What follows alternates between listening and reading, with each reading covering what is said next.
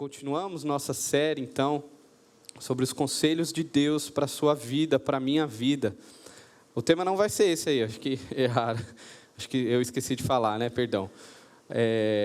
O tema vai ser vícios. Se você achar o layout aí, senão não precisa. Eu espero que você esteja fazendo bom uso dos conselhos de Deus para a sua vida, que você já tenha alinhado um pouco aí o que Deus quer para você naquilo que temos pensado sobre trabalho, sobre dinheiro, sobre ter uma vida sábia, que são os conselhos do nosso Deus, para não esse ano de 2022, mas para toda a sua existência. E hoje nós continuaremos falando sobre esses conselhos. Eu gostaria de começar te dando uma oportunidade. Obrigado, Wagner. Te dando uma oportunidade de, quem sabe, única. Quero fazer com você um exercício imaginativo. Pense que Deus agora, Ele está te ouvindo e está pronto a realizar aquilo que você deseja. Você só precisa concluir a seguinte frase: Deus, se eu simplesmente tivesse, aí você conclui, isso, então eu seria feliz. Você consegue completar essa frase na sua cabeça? Deus, se eu simplesmente hoje tivesse isso daí que você pensou, eu seria feliz. Você consegue imaginar? Conseguiu imaginar alguma coisa? Eu acredito que todos nós conseguimos concluir uma frase dessa, não é verdade? Mas eu não tenho o poder, sinto muito. Acho que você já sabe, eu não tenho o poder de fazer com que Deus realize nossos desejos. E, na verdade, eu quero usar desse exercício para trazer um alerta. Um sinal amarelo aí, ou talvez um sinal vermelho nas nossas vidas.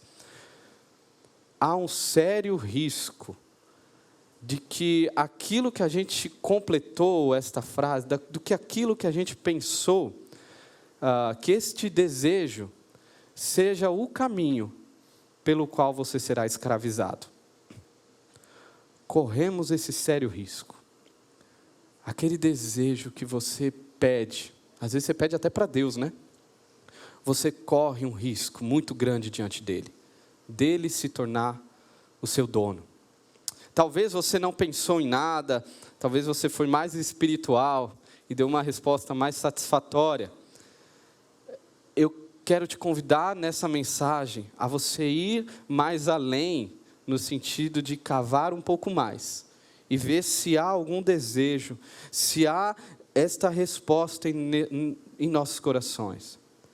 E se essa resposta, se você for sincero, tá? Isso é um exercício para quem for sincero e honesto. Você pode não ser honesto e sincero com você mesmo e está tudo bem. Você nunca vai se conhecer.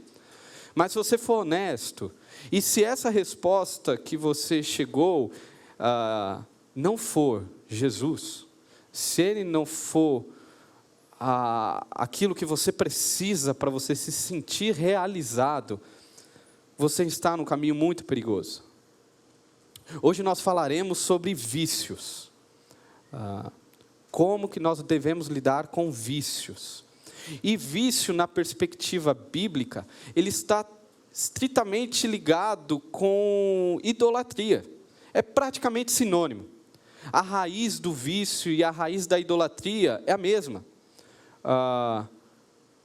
Os sintomas do vício, os sintomas da idolatria são os mesmos. A forma como um viciado se porta para um idólatra é a mesma coisa. O desespero do viciado quando ele não tem o seu objeto, e do idólatra quando também não tem o seu objeto de idolatria, é o mesmo. A gente acaba falando de sinônimos quando a gente pensa sobre idolatria e vícios. E como é difícil nós reconhecermos os verdadeiros ídolos dos nossos corações. É certo que, por exemplo, a bebida pode se tornar um ídolo. A bebida, o sexo, as drogas, o poder e tantas outras coisas podem, de fato, se tornam ídolos em nossos corações, mas eles ainda continuam sendo ofertas para o verdadeiro, ou o verdadeiro não, talvez o ídolo mais profundo que está enraizado em nossos corações e a gente não consegue defini-lo, a gente não consegue percebê-lo.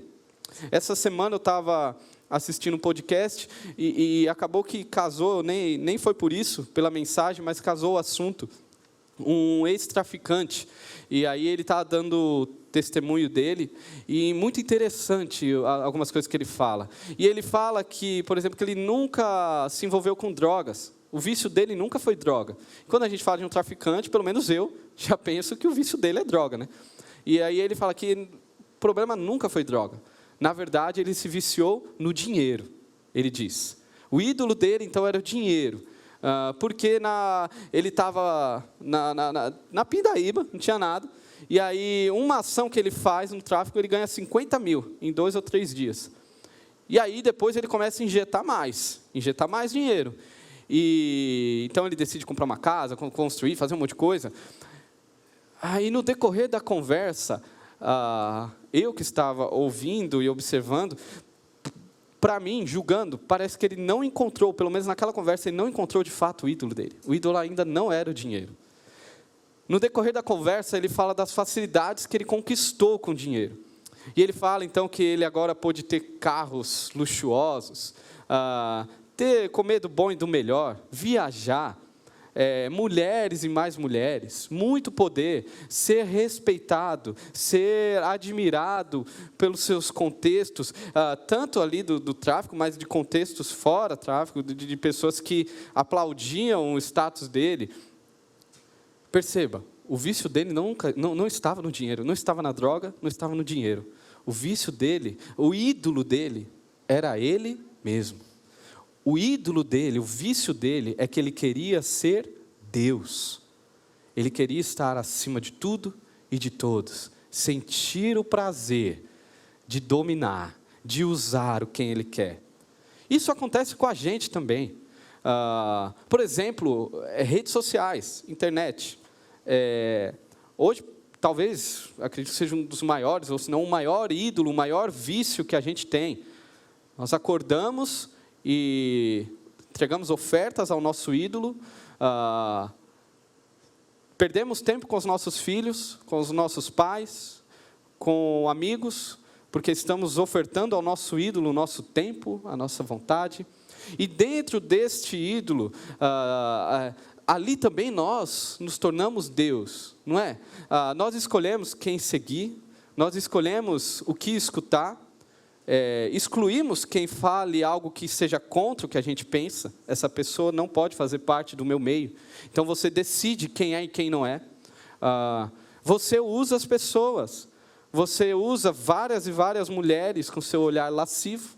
Você aproveita delas como um Deus que usufrui de tudo que quiser, um Deus devasso. Você, mulher, você se compara, você, na verdade, você se ensoberbece olhando as outras e vendo como você é melhor. E aquelas que demonstram que tem um pouquinho mais que você, um pouquinho, seja em qualquer área que for, você não gosta delas, você vai fazer essa pessoa dormir lá no Instagram, seja lá onde for, você não vai ver as coisas dela, porque aquilo te afeta, porque você é inferior a ela.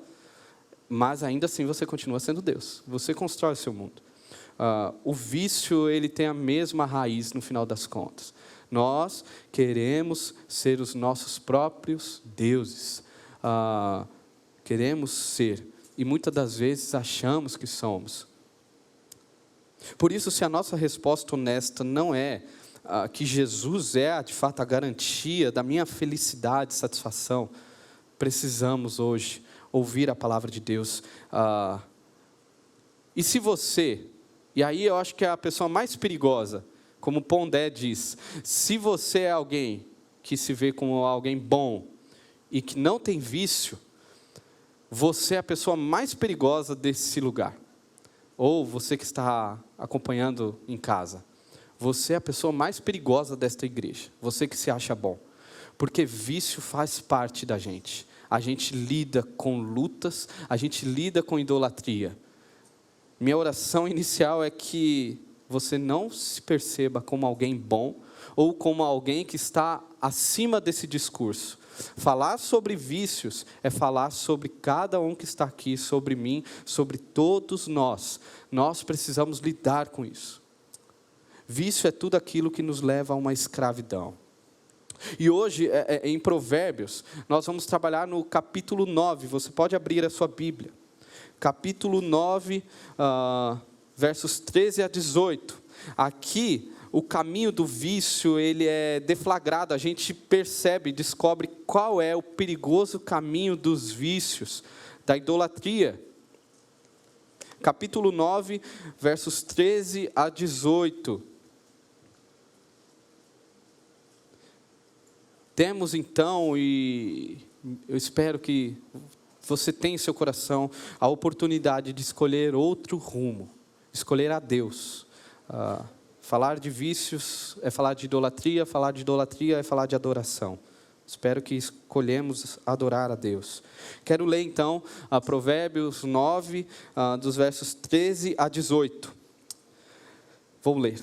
A insensatez é pura exibição, sedução e ignorância.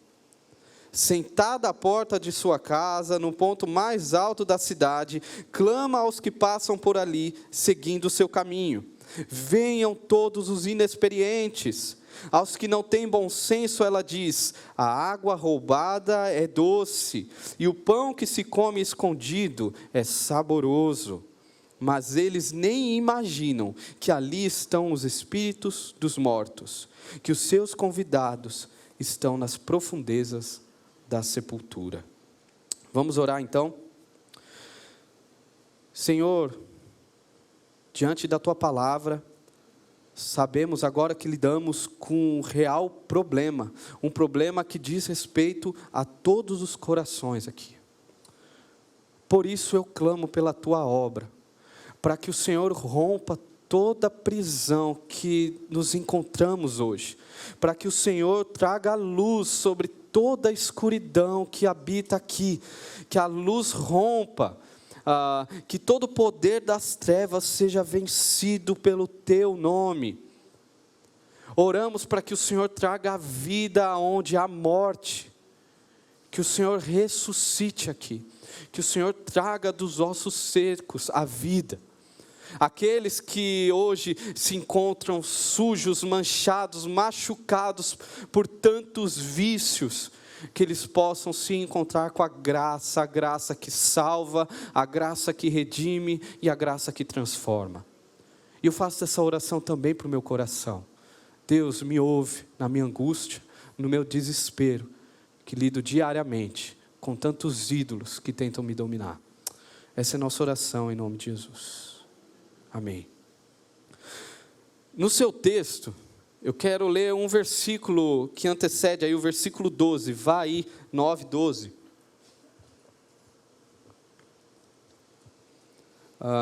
Aqui nós temos, só para contextualizar, na verdade, para colocar as coisas um pouquinho no lugar, uma chamada à responsabilidade, quando a gente fala sobre vícios, idolatria.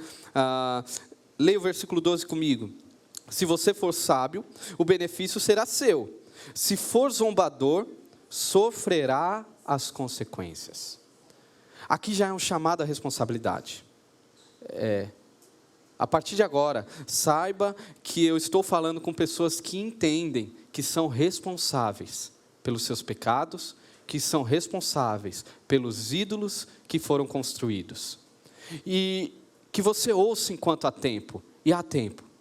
Mas tome cuidado, que existe um momento em nossas vidas que o tempo acaba. A sabedoria não vai te ouvir mais. Isso acontece lá no primeiro capítulo de Provérbios. Nós clamamos, mas a sabedoria decide não nos ouvir. Porque não ouvimos, não demos ouvidos ao que Deus estava falando, à sabedoria que pode nos livrar.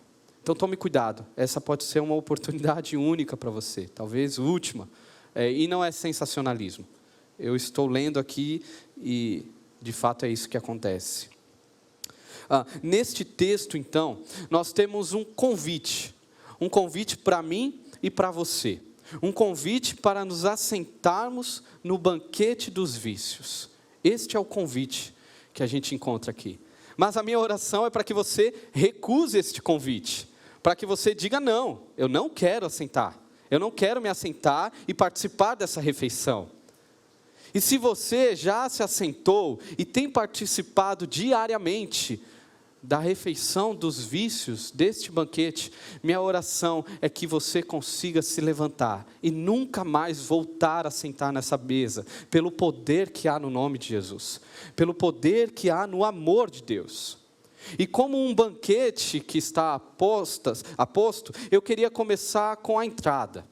Existe uma entrada neste banquete, que vemos aqui no texto, que está nos versos 13 a 15. Perceba a entrada do banquete dos vícios. A insensatez é pura exibição, sedução e ignorância. Sentada à porta de sua casa, no ponto mais alto da cidade, clama aos que passam por ali, seguindo o seu caminho. A entrada para este banquete é a insensatez. Talvez na sua versão está um pouco diferente, não é? O que tem na sua versão no primeiro versículo? Fala de quem aí? A mulher louca, que seria uma tradução um pouquinho mais literal. A mulher loucura, insensatez. Porque a insensatez em Provérbios personifica uma personagem que lida como oposição à mulher sabedoria. Aqui diz sobre estupidez, loucura, insensatez. E essa expressão em Provérbios, ela está ligada à mulher louca, à insensatez, ela está ligada a duas características fundamentais. A primeira é rejeição ao temor do Senhor. Rejeita completamente. Não teme a Deus. Não o ama e não teme a Deus. Não quer saber disso. Ela não se preocupa com Deus. E uma segunda característica é uma ignorância desejada ao conhecimento de Deus. Ela não o teme e também não faz questão de temer, não faz questão de conhecer a Deus. Esta é a mulher louca, a insensatez, o oposto da sabedoria. E ela tem como objetivo encontrar morada no coração do simples, do coração do mente aberta. Lembra do mente aberta? Aquele que é mente aberta a ponto do cérebro cair.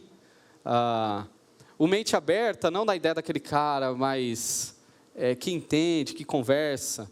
Esse também é perigoso às vezes. Mas o mente aberta daquele que acredita em tudo. Qualquer narrativa ele está, verdade. Às vezes eu conheço gente assim, às vezes são narrativas opostas. Você acaba de conversar com a pessoa, não sei se você conhece, a pessoa fala assim, por verdade, concordo totalmente com isso. Sei lá, hoje está em voga a vacina, não, é importantíssimo. Chega outra pessoa e fala assim, não, vacina é um negócio, tem nada a ver. Isso daí é uma historinha que foi criada e existe algo muito maior. E a pessoa fala assim, com certeza, faz todo sentido isso. Eu concordo. Você não conhece assim? E você que conhece a pessoa, você fica, como assim, velho? Não é nem questão de certo ou errado, por favor, escolhe alguma coisa. O ingênuo, a insensatez, ela vai sapatear na cabeça do ingênuo. E a gente sabe que no livro de Provérbios, desculpem os adolescentes, que eu já vi que há alguns aqui, há sim sempre uma ênfase ao mais novo. Aquele que vai ver o seu professor falando, vai falar, concordo. Mas aí vai ver seu amigo falando, concordo. E aí vai ver o pastor, vai falando, concordo também. Infelizmente, mas isso não quer dizer que são só os mais novos, tá? Infelizmente, a tendência do coração ingênuo é sempre cair para o lado negro da força. Ele sempre vai tensionar para isso. Por quê? Porque isso faz parte do nosso DNA. E o modus operandi aí da insensatez, como nós vemos nesse texto, não passa de pura imitação. A insensatez, ela toma uma forma parecida com a forma da sabedoria. Só que ela vai tentar tirar desta vítima os desejos mais animalescos. Os desejos que dizem mais respeito a um animal do que, de fato, a um ser humano.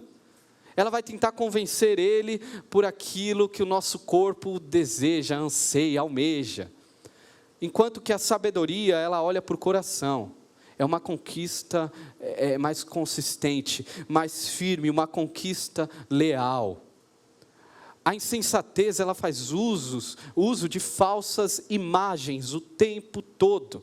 Ela está fingindo ser algo que não é. Ela finge ser ou ter algo grandioso a oferecer. Olha o versículo 14. Sentada à porta de sua casa, no ponto mais alto da cidade. O ponto mais alto da cidade aqui não quer dizer apenas visibilidade, também. Mas diz respeito à autoridade. O que ela está falando é, eu tenho autoridade aqui. Eu sou alguém a ser ouvido. Eu sou uma voz importante. Em outras versões aí, aparece o termo cadeira, né? Acho que na sua aparece. Um termo pequeno aí, que foi traduzido como cadeira, mas pode ser traduzido como trono, como lugar de honra. Aparece 136 vezes no decorrer aí do Antigo Testamento. E tirando 7 vezes, todas as vezes que aparece, diz respeito ao lugar dos deuses, a um trono dos reis. O que a insensatez está falando é, eu sou Deus, eu sou alguém a quem você deve se dobrar, alguém a quem você deve honra. Eu estou em um lugar alto. Por quê? Porque a sabedoria também, desde o início, a gente olha em Provérbios, ela se coloca em um lugar alto.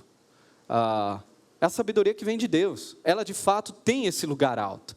E a insensatez, então, ela vai tentar nos enganar, propondo para nós que ela também tem esse lugar. E quem a insensatez quer? Se você olha no versículo 15, diz assim, clama aos que passam por ali, seguindo o seu caminho. Essa expressão, seguindo o seu caminho, seria melhor traduzida como, seguem um caminho reto. A ideia aqui não é que eles estão seguindo o caminho da insensatez, da loucura. A ideia é que estão seguindo um caminho reto. Pessoas que entenderam o propósito da vida, então estão caminhando bem, estão seguindo bem. A insensatez, ela quer estes também. Ela não quer apenas aqueles que caminham de forma torta na vida. Ela está olhando a todos. Ela deseja encontrar todos. Por isso que nós precisamos treinar os nossos olhos constantemente. Eu não sei se você lembra da primeira mensagem dessa série, quando eu falei sobre a estrada. A sabedoria nos ajuda a distinguir as ameaças e as oportunidades que encontramos na estrada. Os buracos, os perigos, mas também nos ajuda a olhar as paisagens e tantas coisas boas que encontramos. Precisamos treinar os nossos olhos. E essa é uma das máximas de Provérbios, por exemplo, para o pai e filho. Se você for ler, é um ótimo livro para você aprender. Pega, às vezes, um comentário para te ajudar. O que não falta hoje é comentário, que eu sei que é uma linguagem metafórica, então, às vezes, dificulta um pouco. Mas, se você tem um bom comentário ali, coisa simples, se você não faz ideia como isso vai te ajudar no cuidado dos seus filhos, como vai te enriquecer como família. E há um incentivo constante para que os pais ajudem os seus filhos a conseguirem enxergar a vida na perspectiva da sabedoria, entendendo os perigos. Por isso que fala sobre disciplina, que hoje o mundo afora é tido como uma falta de amor, e na verdade a falta de amor está onde falta disciplina. Nós pais temos este compromisso. Porque a insensatez, o que ela mais deseja é devorar o ingênuo e devorar a todos que ela consiga alcançar. Ela deseja devorar o seu filho. Saiba que existe essa força tentando o tempo todo, a insensatez, fazer do seu filho um tolo. Alguém que não olha para Deus, que assume outros compromissos. Mas ela também deseja nos alcançar. E é interessante nesse texto que a gente percebe um avanço da insensatez. Antes, no livro de Provérbios, ela está comendo pelas beiradas. Ela vai ali pelas esquinas, nas sombras, vai e lança algumas palavras de sedução. De forma astúcia, ela vai tentando ali enganar. Só que vai avançando, e quando a gente chega no texto aqui, nós percebemos que ela toma um lugar alto. Ela decide se expor, ela não tem mais vergonha, ela não tem pudor. Ela então joga o seu apelo, um apelo grosseiro, mas que cativa a muitos. Você percebe? Há uma batalha importantíssima aqui sendo travada. Uma batalha de vida ou de morte. Ou decidimos seguir a sabedoria de Deus, então participarmos do banquete dos céus que Deus preparou para nós, ou decidimos então o banquete da insensatez, ouvir a voz da morte. Então nos sentarmos no banquete da sepultura, sentarmos e nos deliciarmos com a morte. Isso não começa agora, isso começa desde que o mundo é mundo. Por exemplo, a serpente ganhou de Eva e Adão, nossos pais. A serpente ganhou quando ela conseguiu fazer com que eles tirassem os olhos de Deus para a criação. A serpente conseguiu fazer com que Eva fosse tomada por insensatez e seu marido também, ao fazer com que eles não olhassem mais para o Criador e idolatrassem a criatura. Irmãos, o banquete está a postos. Nós precisamos, lembra do versículo 12, precisamos decidir se sentaremos no banquete dos hábitos escravizadores. Este é o prato de entrada, a insensatez. Um coração ingênuo que é domado por uma indiferença a Deus. Saindo do prato de entrada, então, temos aqui o prato principal. O prato principal do banquete dos vícios, ele se encontra lá nos versos 16 a 17, olhe comigo. Venham todos os inexperientes, aos que não têm bom senso, ela diz, a água roubada é doce, e o pão que se come escondido é saboroso. A água roubada é doce, e o pão que se come escondido, ele é saboroso. Quero aqui fazer uma comparação para você perceber a irracionalidade do pecado. Olhe no início do capítulo 9, como que é a refeição que a sabedoria propõe. A sabedoria construiu sua casa, ergueu suas 7 colunas. Aí vem a refeição, capítulo 9, versículo 2. Matou animais para a refeição, preparou seu vinho e arrumou sua mesa. Enviou suas servas para fazerem convites desde o ponto mais alto da cidade, clamando. Venham todos os inexperientes, aos que não têm bom senso, ela diz. Venham comer a minha comida e beber o vinho que preparei. Olha a diferença. Enquanto um banquete é algo roubado, o qual a anfitriã não teve nenhum trabalho, simplesmente roubou algo, trouxe algo, e algo pobre ainda. Se você for olhar, água e... Quem aqui gostaria de almoçar na casa de alguém, se te oferecesse, fala, hoje domingo, vai ter água e pão lá em casa, vamos lá comer? Você ia querer? Talvez pela amizade você falasse sim, né? Mas eu acho que você ia passar e comprar um frango. Falasse, tinha um frango aqui no caminho. É isso que é oferecido. Perceba a irracionalidade que há no pecado, do coração que se prostra para este convite. Porque o pecado, ele não olha nem para o passado, nem para o presente, muito menos para o futuro. O pecado, ele não vê consequências, ele não quer saber de nada. O pecado, a única coisa que ele quer, a única coisa que ele conhece é, eu quero e eu quero mais. Eu quero e eu quero mais. O prato principal do banquete dos vícios é a mentira. Se existe algo que os vícios nos conduzem, é a mentira. E é interessante, então o que faz alguém decidir então um banquete desse, água e pão, ao invés de um banquete com carnes, com ervas, um banquete bem preparado, um banquete pensado, com vinho, com algo planejado. O que nos mostra, o que leva a essa decisão, são os elementos misteriosos aqui. Água doce o quê? Roubada. E o pão o quê? Proibido. Será que você não já falou aquela frase? Ou não já concordou mesmo que você não falou? Tudo o que é proibido é mais gostoso. A gente tem até medo de falar, né? De vergonha de falar. Mas tudo que é proibido é mais gostoso.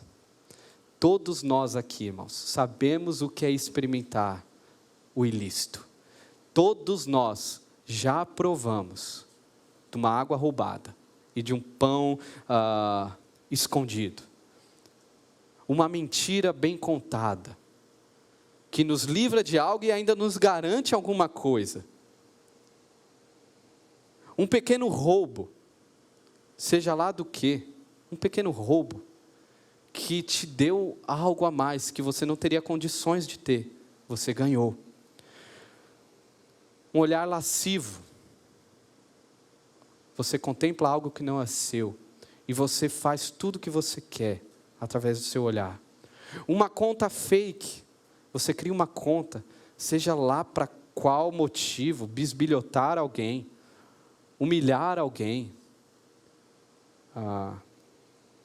drogas, embriaguez, adultério, um doce que você não consegue dizer não, eu falo para mim isso aqui,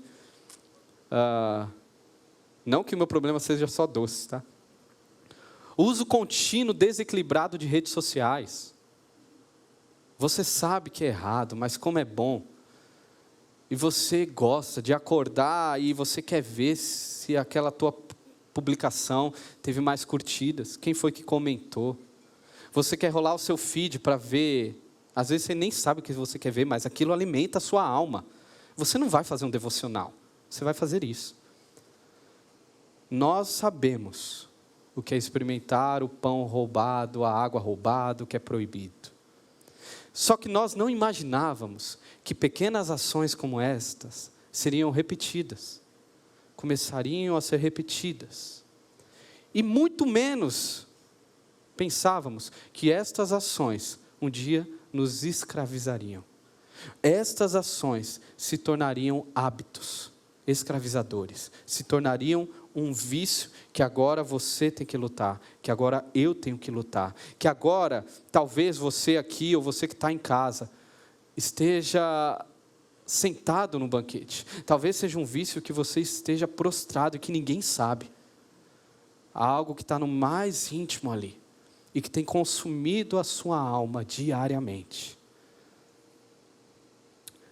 O propósito de toda idolatria, irmãos, lembre-se, vício e idolatria, sinônimos. O propósito de toda idolatria é manipular o ídolo para o nosso benefício. Não pense que nós somos inocentes no processo. O problema é que os ídolos não cooperam com isso. Poxa, eu começo a usar, que coisa boa isso. Ninguém está sabendo e está tão gostoso. E isso é muito bom. E você entende que você pode manipular, que você pode dizer não a isso. Que você está sob o controle. O ídolo que você tem na sua cabeça, você está o manipulando, mas você não percebe, porque o ídolo não está compactuando com isso. Na verdade, o ídolo está começando a te dominar. Ele está começando a determinar o que você pensa de dia e de noite o tempo todo. E um parênteses aqui, ídolo, vício pode ser algo ruim, mas pode ser algo bom. Como já ouvimos aqui no púlpito dessa igreja, pode ser seu filho, algo que te tira de dia e de noite, você só consegue pensar naquilo. Você usa o seu filho não por amor a ele, mas como um ídolo. Você idolatra ele, e seu filho precisa ser amado, ele não precisa ser adorado, até porque ele não tem como te servir. Você vai perceber que em algum momento ele não vai te suprir. E aí começam os problemas. Os ídolos, eles não cooperam. Por isso, todo viciado, ele tem um problema paradoxal aí. Porque ao mesmo tempo, ele está numa escravidão lamentável, triste. Quem conhece viciados no contexto de droga, você sabe, é que outros vícios, às vezes não são tão perceptíveis ao olhar natural. A gente precisa conhecer um pouco mais. Mas quem conhece sabe, eu já tive a experiência, por exemplo, eu com a Inayara, a gente ficou uma semana na Cracolândia, em São Paulo, fazendo um trabalho lá. Era horrível, era horrível. A gente percebia, e com a missão, eles não falavam, aquele fulaninho ali, perceba como ele está bem vestido. Então, é o primeiro dia dele aqui. Então, quando a gente olhava alguém bem arrumado, a gente sabia que ele estava adentrando ao inferno. Pouco tempo depois, suas roupas acabadas, seu olhar para baixo, um peso nas suas costas, e agora ele se torna quase um animal, que era a Cracolândia, que a gente via. Ninguém olha para ninguém, todo mundo transitando, a gente lá, as pessoas não conseguiam nem olhar para a gente. E a gente no meio do fluxo, ninguém olhava. O viciado, ele cai numa escravidão lamentável. Você sabe disso. Mas também existe o outro lado do problema do viciado. Porque ao mesmo tempo que existe essa escravidão, existe um egoísmo manifesto. Ele ainda continua querendo. Ele ainda deseja se saciar daquilo que ele provou, daquilo que ele se alimentou. Ele ainda continua decidindo experimentar. Na luta, você tem um coração com esse problema e você sabe que muitas das vezes você deseja, você almeja aquilo, mesmo sabendo que é errado. Perceba, você está numa escravidão lamentável, mas você também continua demonstrando seu egoísmo, ao dizer que o que você quer é mais importante do que aquilo que Deus quer.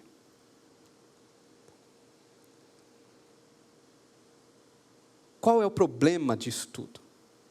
O problema do vício é que ele não para aí.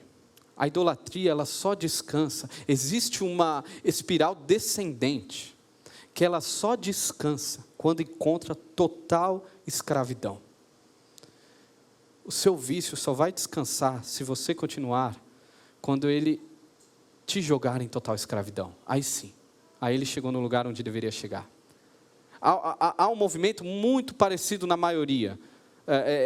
Vícios, aquele hábito que se tornou um vício, logo começa acusações contra as pessoas mais próximas. É a mulher que não entende, a mulher que não supre, não é? Por isso que eu estou fazendo isso, por isso que eu estou conhecendo fulana, por isso que tal fulana demonstra um amor que eu não tenho em casa, porque aquela mulher que decidiu viver a vida comigo, e que tem tantos pecados quanto eu, não me serve mais, porque ela não fala a mesma língua, parece que ela não entende, ela não quer prosperar, é uma mulher parada, eu afasto as pessoas mais próximas. Aqueles amigos se tornam pessoas inconvenientes. Eles estão falando coisas que ninguém chamou eles para falar. Ele era meu amigo, mas ele começou a se meter demais na minha vida. Por isso, eu me afastei um pouco. O vício começa a te jogar para esse caminho. O caminho onde seus pais são inúteis, seus conselhos são arcaicos, eles não sabem o que é melhor para você. Você se afasta, se isola de tudo. Então entra o processo da cegueira. Você não enxerga mais, você se torna alguém irracional. Nesse podcast que eu escutei esses dias, ele conta uma experiência que você fica abismado com aquilo, mas de fato você reconhece, é isso mesmo que acontece. Ele estava falando que no início, quando ele entrou no tráfico, ele não usava nenhuma palavra que remetesse ao crime. Não usava nem quilo, nem peso, nunca falava droga, nome de droga, nada. Absolutamente, não falava nada por telefone, era só pessoal. Ele tentava ser extremamente profissional, tinha a sua vida paralela. E aí ele conta que depois de alguns anos, ele se pega agora falando no telefone e falando tudo. Tem tantos quilos de maconha aqui, lá no Paraguai, tal. E foi por isso que ele foi preso. E ele diz que quando ele pega o processo dele, e ele vai ler, ele olha, como que eu cheguei nisso? Como que eu fiz isso? Eu estava totalmente cego aqui. É a mesma coisa do adúltero, que começa agora a passear com a sua amante no shopping, porque ele começa, o vício cega, a idolatria o cega, a ponto de ele se reconhecer acima de tudo e a todos. Você não tem mais medo de nada, a pornografia te domina de um jeito que você não tem mais medo de nada, você não enxerga mais nenhum perigo, você se torna igual ao seu ídolo, você se torna cego, você tem olhos, mas não vê, tem boca, mas não fala. E o final de tudo isso é o nenhum temor a Deus. Zero temor a Deus. Esquece Deus. Você já serve a outro Deus. Infelizmente, o viciado, ele não se importa nem com as consequências disso. Ele acredita nas meias verdades. Ele acredita que ele sempre vai conseguir se livrar. Ele acredita que a água é doce, que a água roubada ainda é doce, que o pão proibido é saboroso. Ele ainda acredita nas mentiras. Porque esse é o banquete principal na vida daqueles que decidem seguir esse caminho. Nós afirmamos, não é? É a mesma história. A ceia do 2021, a virada, nós comemos, chutamos o balde e pensamos, a partir de agora, chega. Exagerei demais, Natal, Ano Novo, exagerei demais. Basta o primeiro dia de janeiro para a gente perceber que a gente não vai cumprir com aquilo que a gente falou. Que aquilo era uma meia-verdade, uma mentira. Uma meia-verdade é uma mentira completa, tá? Então a gente vai porque sobrou muita coisa, a gente não vai deixar estragar. Então a gente manda bala lá. É assim o viciado. Ele sempre acredita na mentira do vício.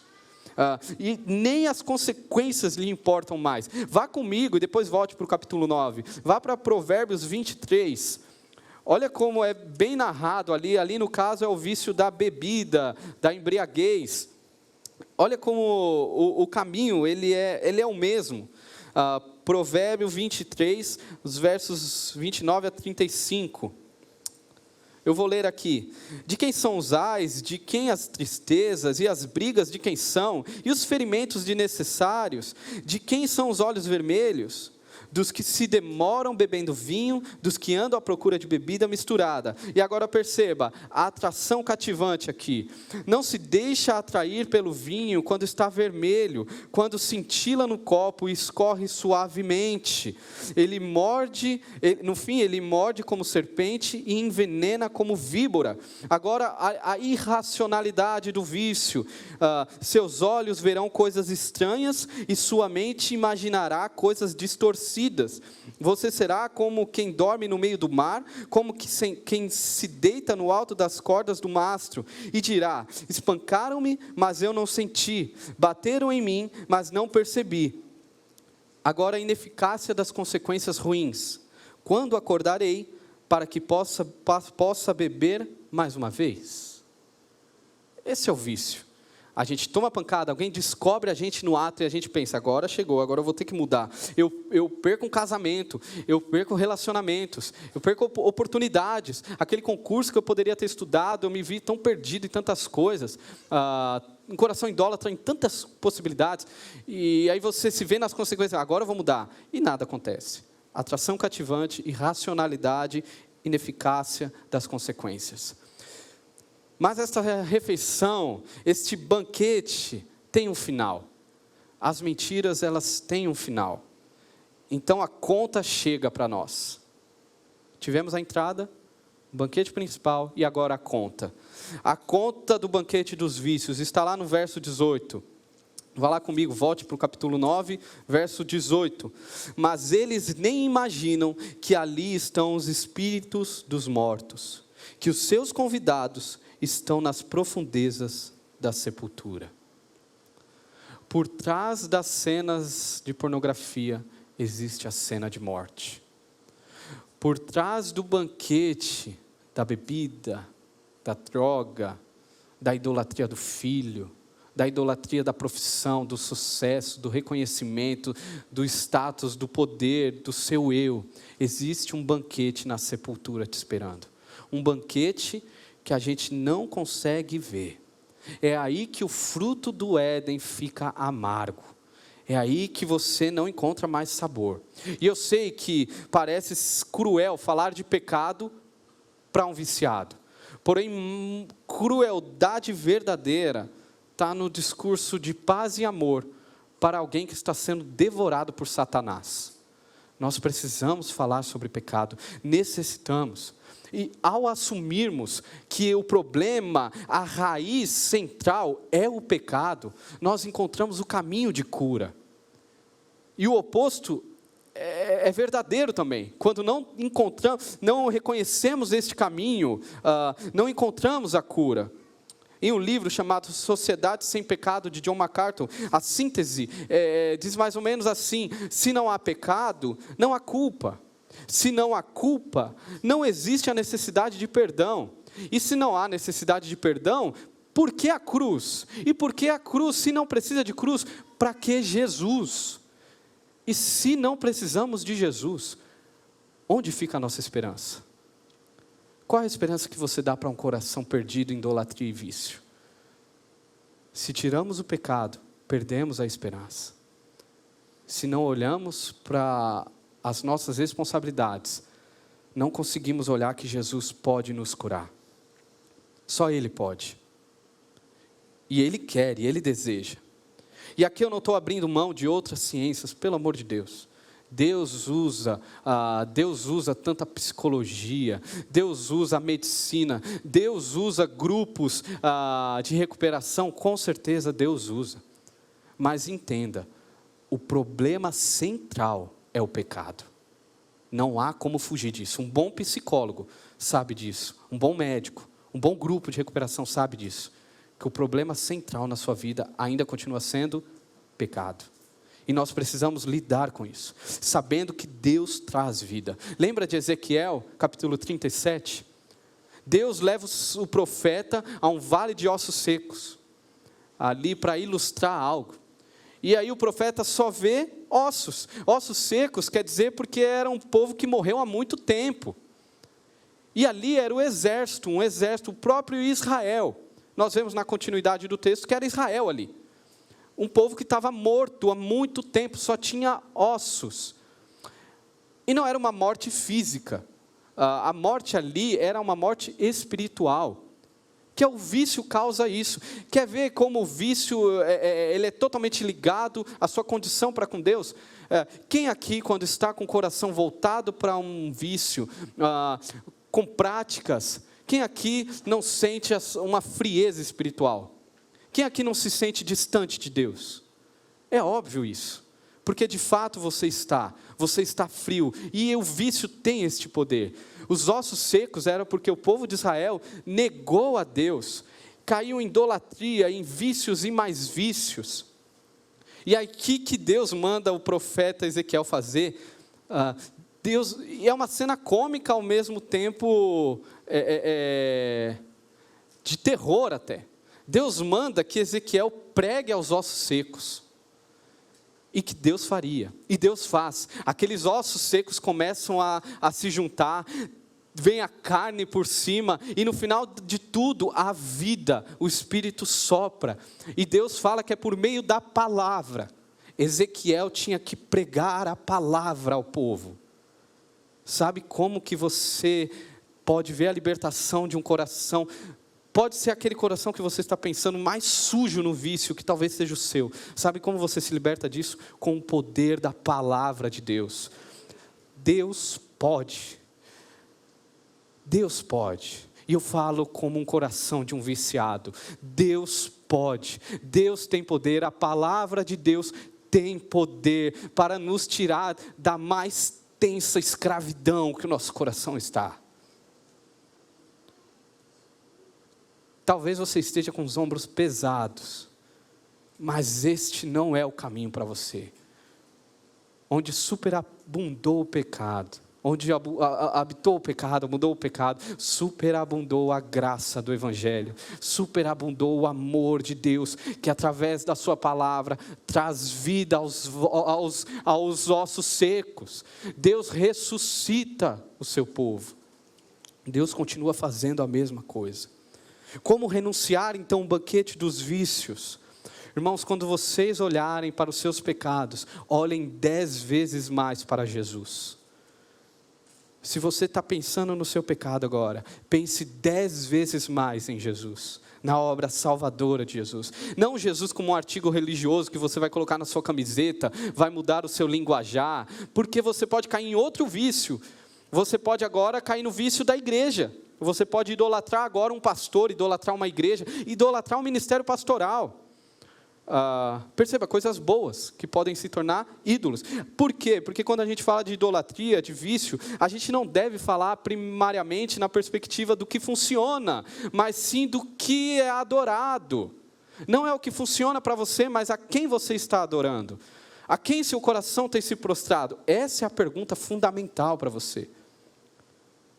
E eu entendo que no coração do viciado há aquele desejo por libertação, mas não adianta nada nos libertarmos de... Quer dizer, adianta sim, às vezes de forma social, emocional.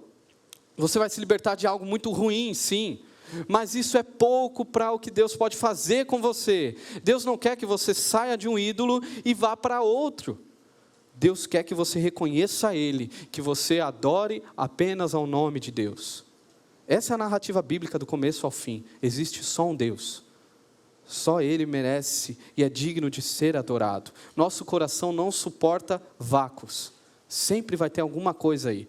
Eu conheço gente que viciado, entregue a jogos, viciados, por exemplo, a futebol, e que se libertou disso.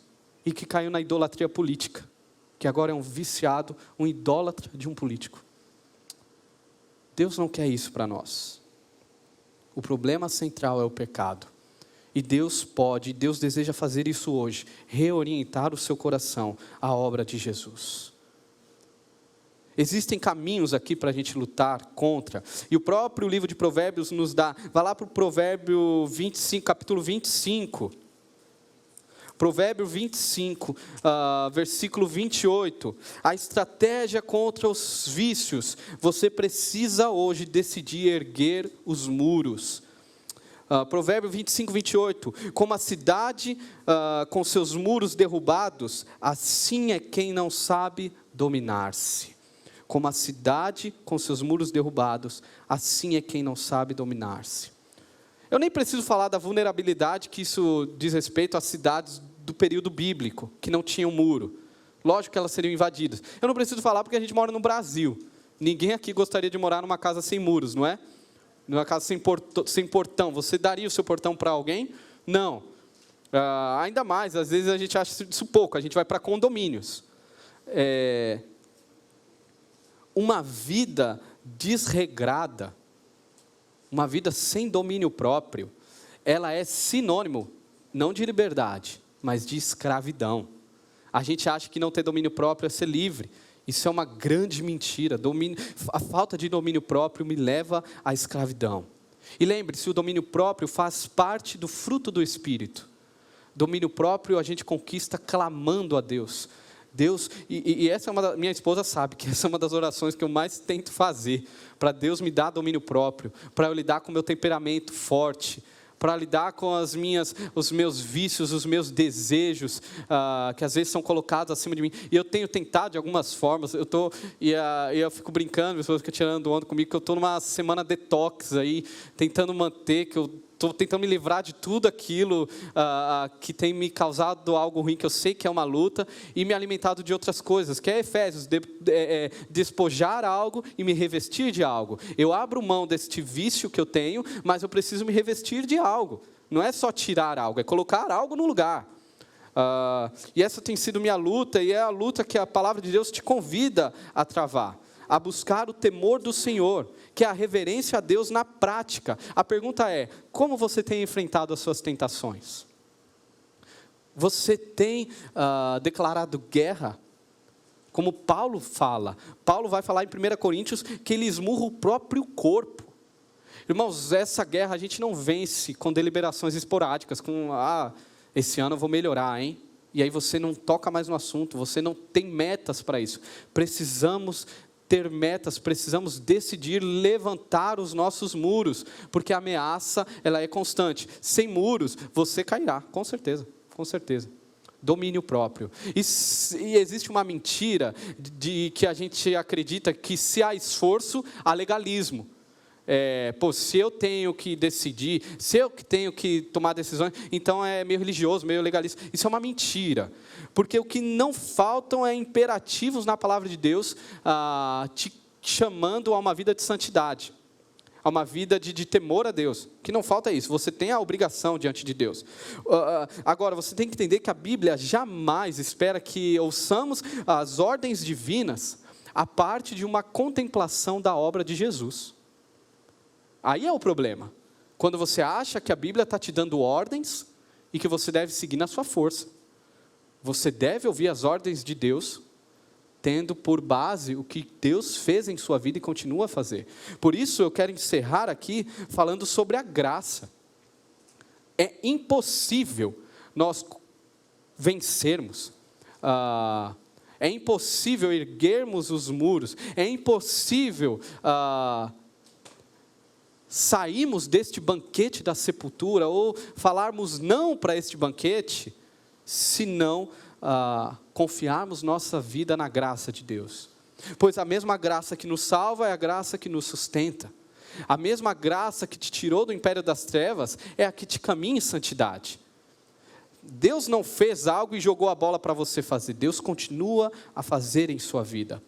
E lembre-se, a obra que Deus começou, Ele concluirá, Ele fará. A obra que Deus começou em você, Ele fará. A obra que Deus começou naquela pessoa que você ama, Ele fará, Ele faz. E quando Deus faz, ninguém pode impedir, nem mesmo você. Quem nos separará do amor de Deus? Nem morte, nem vida, nem o presente, nem o passado, nem o porvir, nem altura, profundidade. Nada, absolutamente nada, pode te separar do amor de Deus que está em Cristo.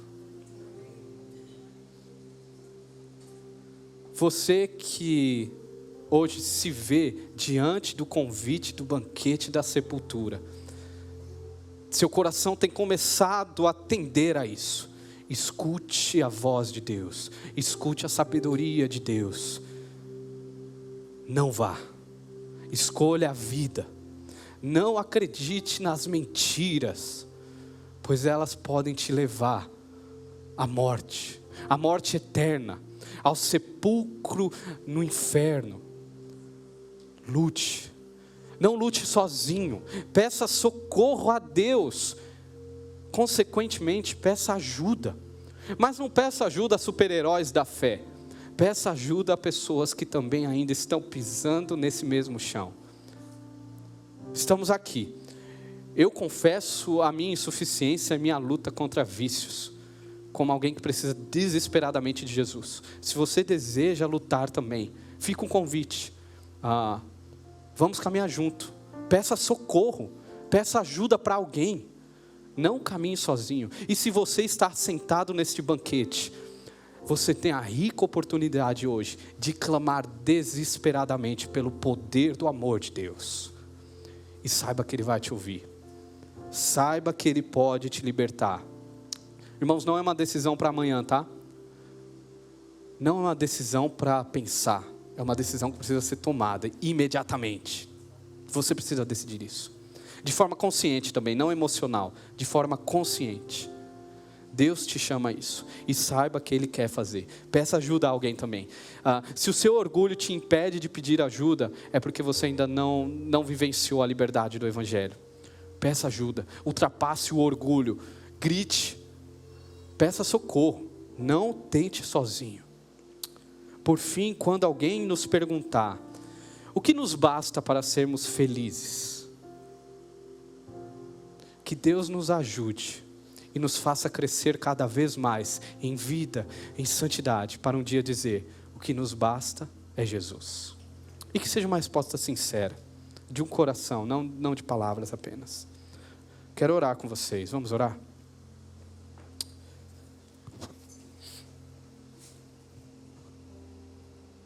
Senhor, nós oramos para que o Senhor revele a nós, pecadores aqui, para que o Senhor revele o seu amor nessa plateia de, muitas vezes, de ossos secos, para que o Senhor revele o seu amor para mim, muitas vezes caminhando como alguém morto, como alguém desesperado por encontrar satisfação em algo que não seja o Senhor.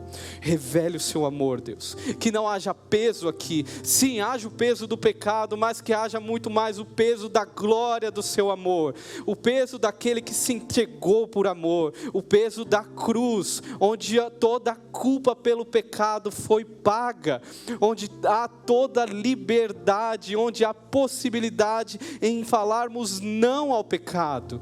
Que este amor seja manifesto agora, que os meus irmãos aqui e eu venhamos sentir este amor e venhamos confiar neste amor, entregarmos nossas vidas mais uma vez a este amor que nos conduzirá a erguermos muros, a dizer não ao banquete das trevas. Nos ajude, Deus, a encontrar a verdadeira beleza que há em Ti. Eu sei que o Senhor nos ouve, e em nossas fraquezas, o Senhor demonstra o poder do seu amor. Eu oro por nós aqui, certo de que pela graça do Evangelho de Cristo, o Senhor pode nos ouvir. Em nome de Jesus, amém.